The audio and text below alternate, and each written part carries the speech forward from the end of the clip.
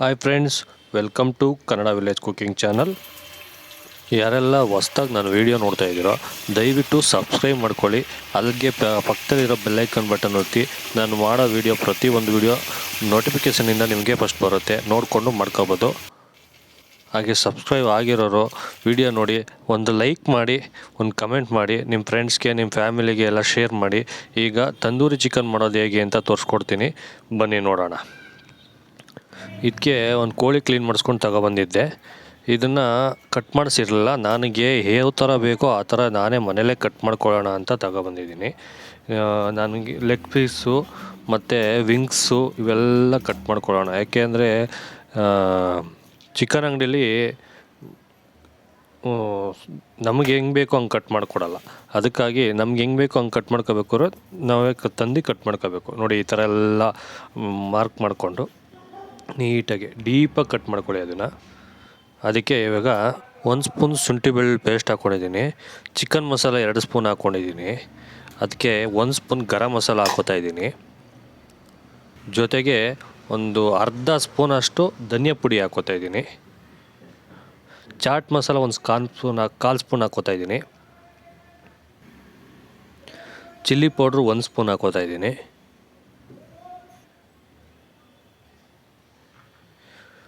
Pepper powder ಒಂದು ಕಾಲು ಸ್ಪೂನಷ್ಟು pepper powder ಹಾಕ್ಕೋತೀನಿ. ಅರಿಶಿಣ ಒಂದು ಕಾಲು ಸ್ಪೂನಷ್ಟು ಅರಿಶಿಣ ಹಾಕ್ಕೋತೀನಿ.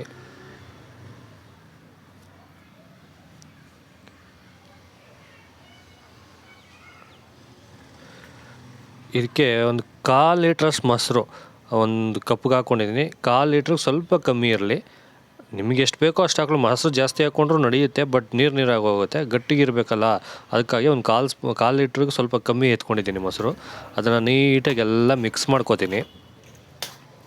ಇದಕ್ಕೆ ತಂದೂರಿ ಪೌಡ್ರ್ ಹಾಕಿದ್ರೆ ಚೆನ್ನಾಗಿರುತ್ತೆ. ತಂದೂರಿ ಪೌಡ್ರ್ ಇಲ್ಲದೆ ಇರೋದ್ರಿಂದ ನಾನು ಚಿಕನ್ ಮಸಾಲ ಹಾಕ್ಕೊಂಡಿದ್ದೀನಿ. ಈಗ ರುಚಿಗೆ ತಕ್ಕನಾಗಿ ಉಪ್ಪು ಹಾಕ್ಕೋತಾ ಇದ್ದೀನಿ. ಒಂದು ಅರ್ಧ ಹೋಳು ನಿಂಬೆಹಣ್ಣು ಹಾಕ್ಕೋತೀನಿ. ನಿಂಬೆಹಣ್ಣು ದಪ್ಪಾಗಿದೆ, ರಸ ಜಾಸ್ತಿ ಬರುತ್ತೆ, ಅದಕ್ಕೆ ಅರ್ಧ ಹೋಳು ಹಾಕ್ಕೋತೀನಿ. ರಸ ಕಮ್ಮಿ ಇರೋ ನಿಂಬೆಹಣ್ಣು ಆದರೆ ಸ್ವಲ್ಪ ಜಾಸ್ತಿ ಹಾಕ್ಕೊಳ್ಳಿ. ಈಗ ಇದಕ್ಕೆ ಒಂದು 2 ಸ್ಪೂನಷ್ಟು ಎಣ್ಣೆ ಹಾಕ್ಕೋತೀನಿ. 2 ಸ್ಪೂನಷ್ಟು ಎಣ್ಣೆ ಹಾಕ್ಕೊಂಡು ನೀಟಾಗಿ ಎಲ್ಲ ಮಿಕ್ಸ್ ಮಾಡ್ಕೋತೀನಿ. ಈಗ ಕಟ್ ಮಾಡಿಟ್ಕೊಂಡಿದ್ವಲ್ಲ ಚಿಕನ್ನು, ಅದಕ್ಕೆ ಅದನ್ನು ಹಾಕ್ಕೊಂಡು ನೀಟಾಗಿ ಎಲ್ಲ ಮ್ಯಾರಿನೇಟ್ ಮಾಡ್ಕೊಳ್ಳೋಣ. ನಾವು ಡೀಪಾಗಿ ಕಟ್ ಮಾಡ್ಕೊಂಡಿದ್ದೀವಲ್ಲ, ಅದಕ್ಕೆಲ್ಲ ಮಸಾಲೆ ಹೋಗಬೇಕು.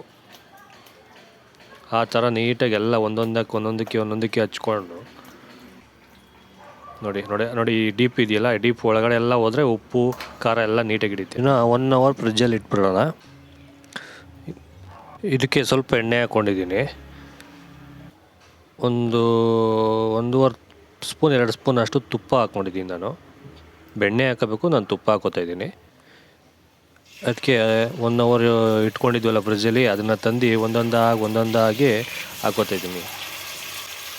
ನೀಟಾಗಿ ಒಂದೊಂದಾಗಿ ಅದ್ರ ಮೇಲೆ ಹಾಕ್ಕೊಂಡು ಒಂದು ಲೋ ಫ್ಲೇಮಲ್ಲೇ ಇದು ಮಾಡ್ಕೋಬೇಕು. ಜಾಸ್ತಿ ಹೈ ಫ್ಲೇಮ್ ಕೊಟ್ಟರೆ ಸೀದೋಗುತ್ತೆ.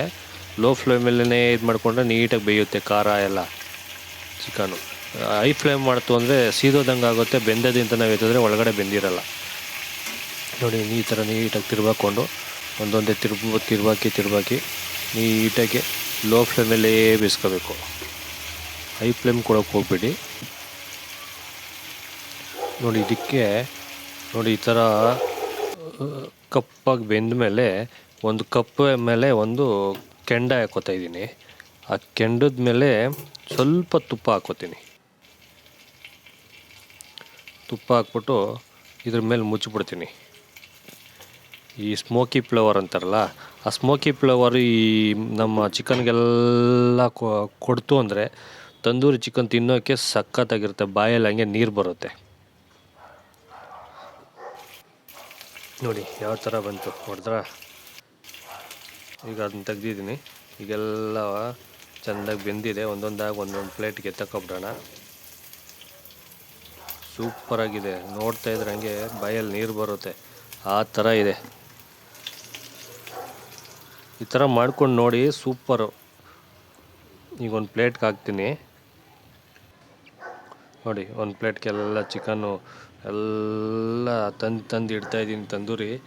ಏನು ಚೆನ್ನಾಗಿದೆ ಅಂತೀರಾ? ಈ ಥರ ಮನೇಲಿ ಮಾಡಿದ್ರೆ ಸೂಪರಾಗಿರುತ್ತೆ. ಹೊರಗಡೆ ತಿನ್ನೋ ಬದಲು ಮನೇಲೇ ಮಾಡ್ಕೊಂಡು ತಿನ್ನಬೇಕು. ಚೆನ್ನಾಗಿರುತ್ತೆ, ಟೇಸ್ಟಾಗಿರುತ್ತೆ, ಎಲ್ಲರೂ ಇಷ್ಟನೂ ಪಡ್ತಾರೆ. ಟೇಸ್ಟಿಂಗ್ ಪೌಡ್ರ್ ಇರೋಲ್ಲ, ಏನೂ ಇರೋಲ್ಲ. ಹೋಟ್ಲಲ್ಲಿ ಗ್ಯಾಸ್ ಟ್ರಬಲ್ ಆಗುತ್ತೆ ಅನ್ನೋದು ಏನೂ ಇರೋಲ್ಲ. 4 ಈರುಳ್ಳಿ, ಒಂದು ಸ್ವಲ್ಪ ಸೌತೆಕಾಯಿ ಎಲ್ಲ ಇಟ್ಕೊಂಡಿದ್ದೀನಿ. ನೋಡಿ ರೆಡಿ ಮಾಡಿ ಇಟ್ಕೊಂಡೆ. ಇದನ್ನು ತಿಂತಾಯಿದ್ರೆ ಬ್ಯಾಟಿಂಗ್ ಹೊಡಿತಾಯಿದ್ರೆ ಹಂಗೆ ಸೂಪರಾಗಿರುತ್ತೆ. ಮನೇಲೇ ಈ ಥರ ಒಂದ್ಸಲ ಯಾಕೆ ಟ್ರೈ ಮಾಡಬಾರ್ದು ನೀವು? ನೋಡಿ ಸಖತ್ತಾಗಿದೆ. ಈ ಥರ ಒಂದ್ಸಲ ಟ್ರೈ ಮಾಡಿ ನನಗೊಂದು ಕಮೆಂಟ್ ಮಾಡಿ.